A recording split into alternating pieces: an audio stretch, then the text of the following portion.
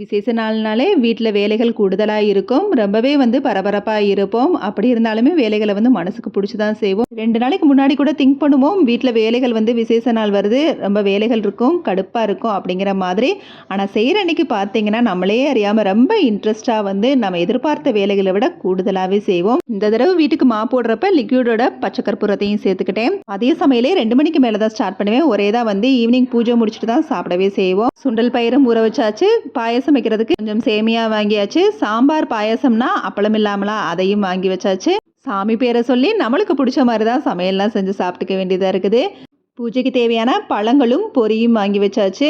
பூஜை அறைக்கும் நிலவாசலுக்கும் கட்டுறதுக்காக மாயிலையும் ரெடி பண்ணி வச்சாச்சு. அப்படியே வாஷ் பண்ணி வச்சு அப்படியே ஈவினிங் மாத்தோரணம் கட்டிட வேண்டியதா.